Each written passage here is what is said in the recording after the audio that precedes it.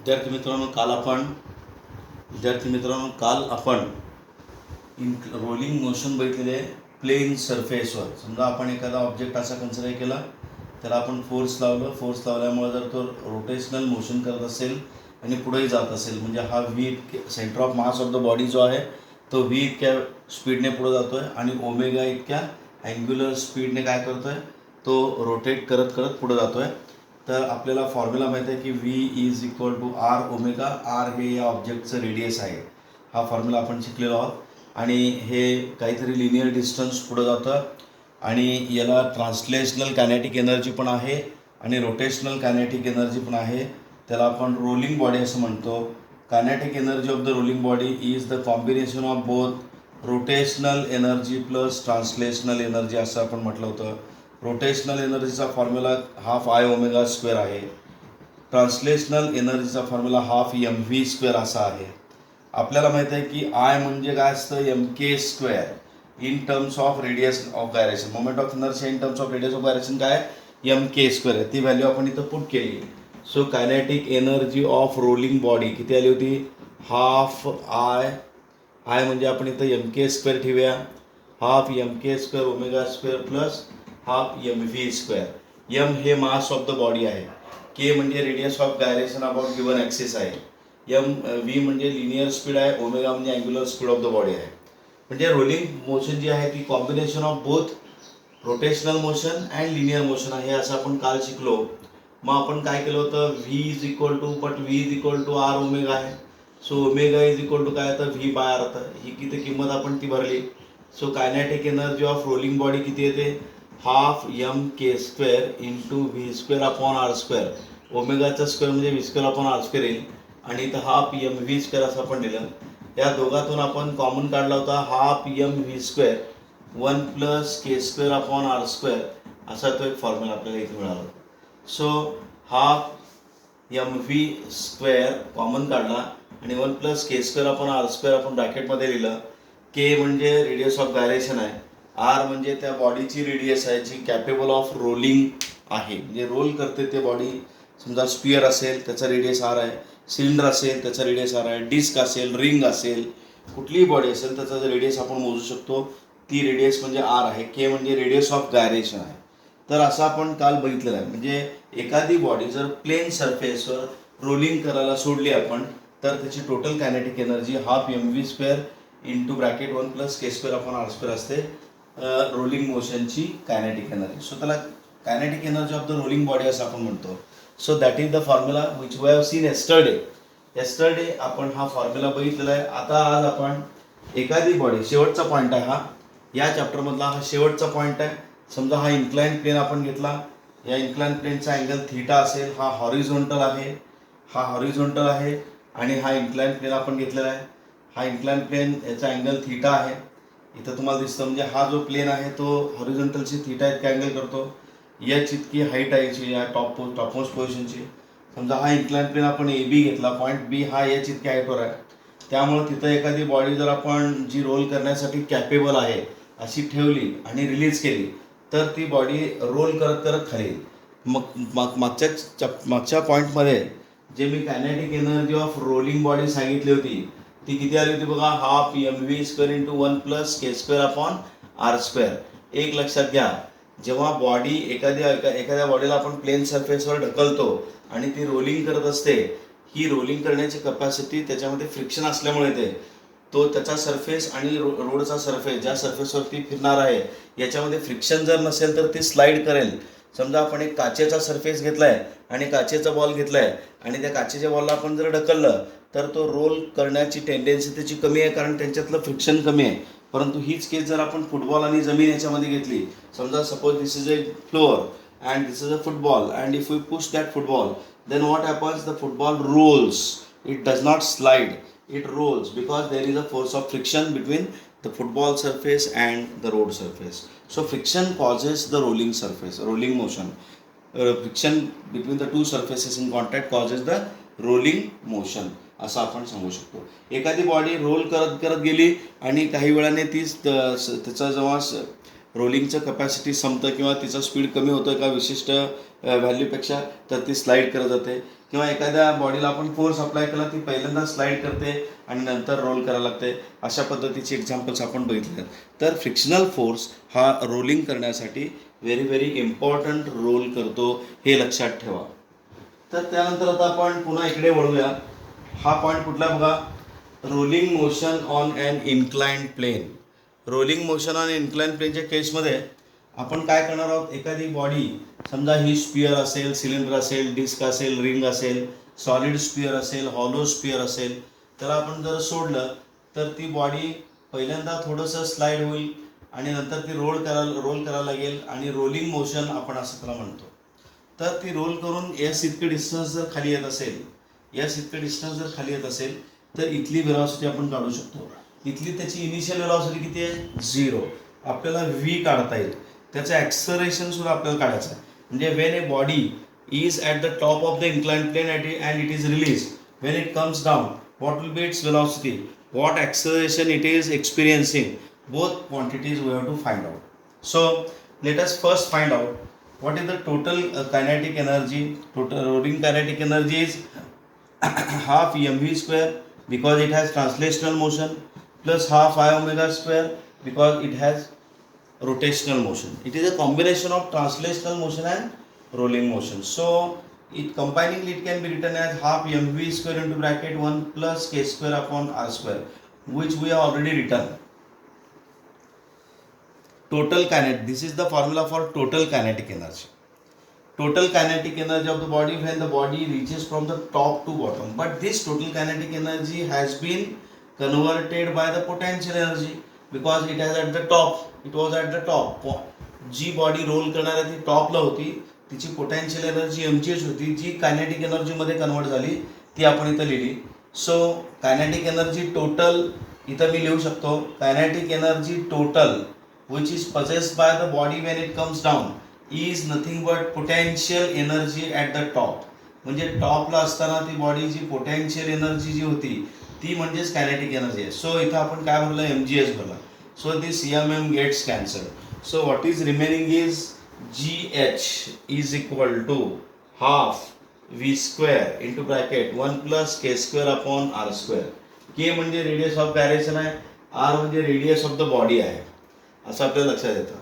So k square upon r square असेल. हा 2 factor आपण इकडे नेऊया. सो 2gh अपॉन हे सगळं आपण खाली आणूया. 1 plus k square upon r square is equal to v square असेल. So v is equal to काय, तर formula square root of 2gh upon 1 plus K square upon R square, असा एक फॉर्म्युला इथं वेलॉसिटीचा तयार होतो. म्हणजे जेव्हा ही बॉडी रोल डाऊन करून खाली येते, ही बॉडी जेव्हा इथून इथे येते तेव्हा इथली वेलॉसिटी किती असेल, square root of 2gh upon 1 plus K square upon R square. So हा फॉर्म्युला व्हेरी व्हेरी इम्पॉर्टंट. हा वेलॉसिटीचा फॉर्म्युला आहे. Velocity of the rolling body when comes down inclined plane, when it comes at the lowermost point, that is the bottom of the inclined plane, its velocity will be v is equal to root 2gh upon 1 plus k square upon r square. He body जेव्हा इथे येते, आता आपण एक kinematical equation use करू. समजा आपण एक कायनेमॅटिकल इक्वेशन काय यूज करूया, ॲक्सिलरेशन काढायचं आपल्याला. ॲक्सिलरेशन काढत असताना आपण काय करू, कायनेमॅटिकल इक्वेशन यूज करू. V square is equal to काय, आपल्याला you square plus 2as.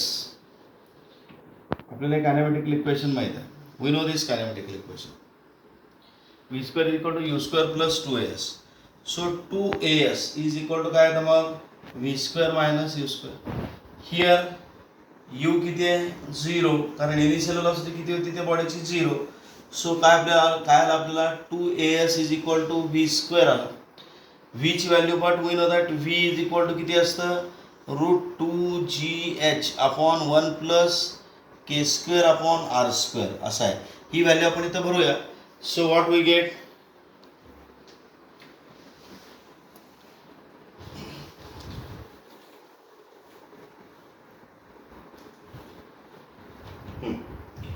therefore v square काय येणार मग, 2gh अपॉन 1 प्लस के स्क्वेअर अपॉन आर स्क्वेअर येणार. सो ही व्हॅल्यू आपण इक्वेशन 1 मध्ये ठेवूया. याला आपण इक्वेशन 1 म्हणू. आपल्याला ॲक्सलरेशन काढायचं आहे. So 2as is equal to 2gh upon 1 plus K square upon R square असं येईल. बट फ्रॉम द फिगरवरून जर तुम्ही बघितलं तर साइन थिटा काय बघा. साइन थिटा काय आहे, opposite side upon hypotenuse. Opposite side किती आहे, एच. ओके, आणि हायपोटेनस किती आहे, एस. एस म्हणजे displacement of the body. So h upon s. So s किती येतं मग, therefore s is equal to h upon sine theta. S is equal to h upon sine theta. ही किंमत यामध्ये भरूया.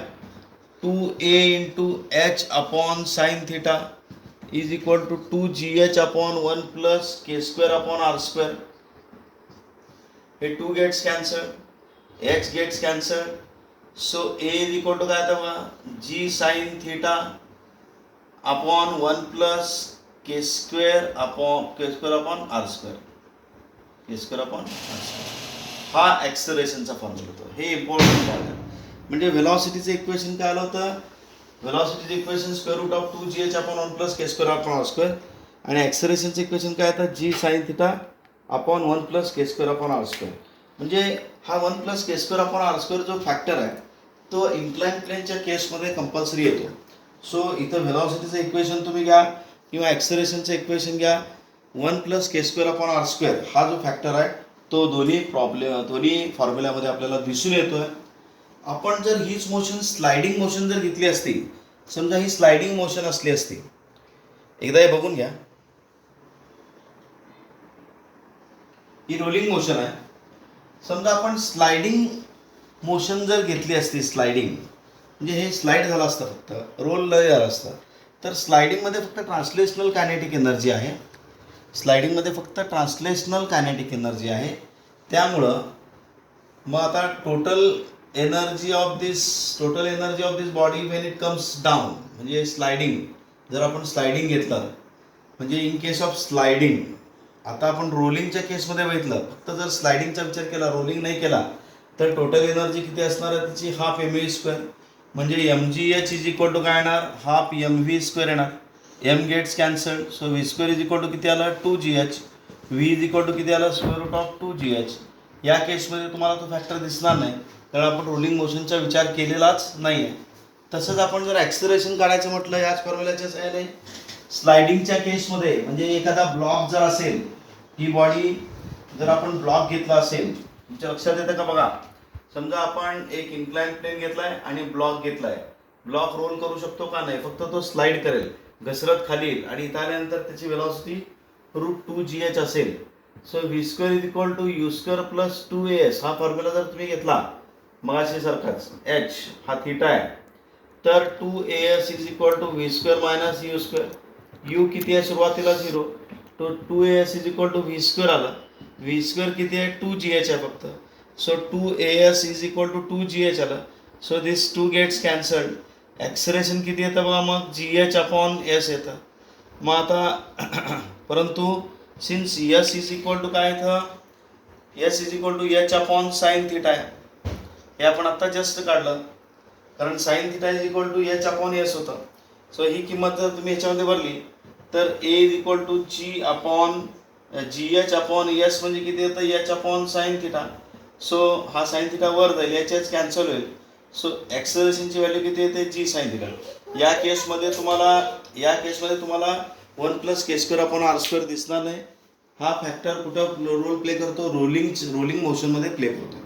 सो 1 प्लस के square upon R square हा जो factor आहे तो रोलिंग मोशनच्या केसमध्ये it is very very important. So we have finish this chapter. The 2 cases they have given, just go through it. आणि एक टेबल दिलेलं आहे त्या पुस्तकामध्ये. त्या टेबलमध्ये व्हेरियस ॲक्सिसच्या अबाउटचे मोमेंट्स ऑफ इनर्शिया दिलेले आहेत, ते तुम्हाला लक्षात ठेवले पाहिजेत.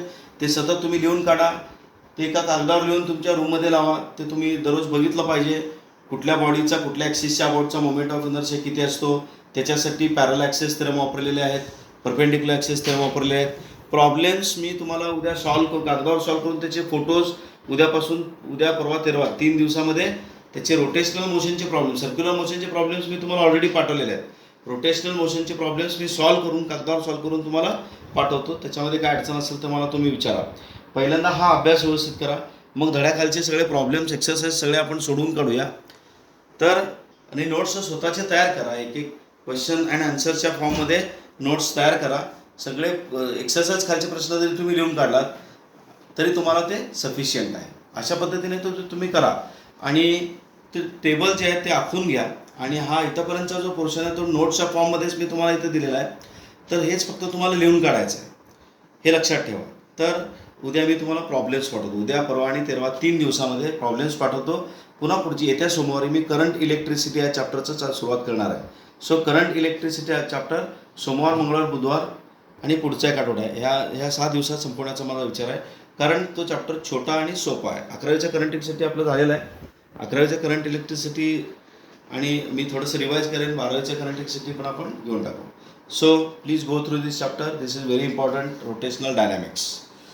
सो काही अडचणी असतील तर मला तुम्ही त्या अडचणी पाठवा. तुम्ही डायरेक्टली ते प्रॉब्लेमचं इमेज काढून पाठवलं तर चालेल, मी ते तुम्हाला सोडून पाठवत जाईल. पण तुम्ही अभ्यास करणं गरजेचं आहे. हा चॅप्टर आपला संपलेला आहे.